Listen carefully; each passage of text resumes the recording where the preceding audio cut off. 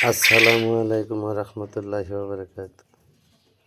मेरा दोस्तों बुजुर्ग बंधुगण, এই যে ক্লিয়ার নকশাটা দেখা যাইতেছে, ক্লিয়ার দেখা যাইতেছে, ঠিক আছে।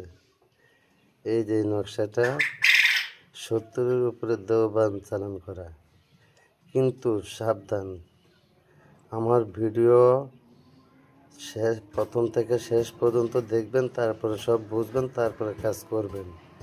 নিয়মকানুন যতই দেখা হোক দেওয়া হোক না কেন, কিন্তু গুরুর একটা এজাজত আছে, ওই এজাজত ছাড়া কাজ হয় না। আর এখানে সব দিচ্ছে, কিন্তু মাগার মন্ত্র দেয় না। মন্ত্র হইলো গুরুর কাছে, গুরুর কাছে মন্ত্র, এই মন্ত্র ছাড়া এটা কাজ করবে না। আর এই নকশাটা এমন শত্রুর উপরে চালান দিতে হবে যে শত্রুর জ্বালায় আপনি বাড়ি ঘরে বাজারে ব্যবসা বাণিজ্যে কোনো জায়গায় আপনি থাকতে পারেন না। আপনি একটা ভালো কাজে গেছেন, সেখানে বাধা দিছে যে ওই, তারপরে মানে যে কোনো কাজে যান সেখানে বাধা, যেখানে যান সেখানে বাধা, বাধার কোনো শেষ নাই। হ্যাঁ, তো খেয়াল রাখতে হইব যে একটা শত্রুরে দেওবান চালান দেওয়া মানে তারে পাগল বানায় রাস্তায় রাস্তায় ছাড়া, ঠিক আছে। যে তার উপরে এই নকশা চালান করলে 1000 মানুষের উপকার হইব। কত হাজার?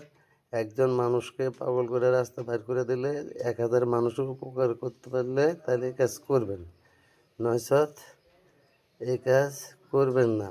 অন্যায়ভাবে কেউ আমার এই কাজ চালান দিবেন না। যে অন্যায়ভাবে কাজ চালান দিবেন, খোদার গজব তার উপরে নাজিল হবে, ঠিক আছে। খোদার গজব তার উপরে নাজিল হবে। আমি এই নকশাগুলো দিছি, অনেক ভাই চায় তার জন্য দিছি, কিন্তু লিখতে হবে কি দিয়া,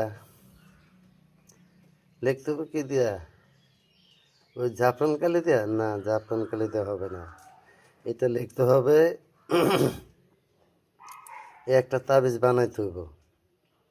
এই নকশাটা বানাইতে হবে, বানায় এটারে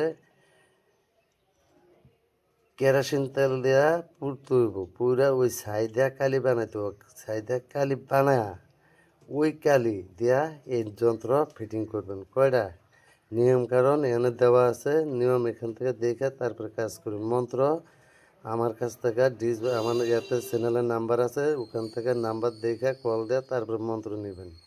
মন্ত্র এভাবে দেওয়া হবে না। ধন্যবাদ মেরা দোস্ত।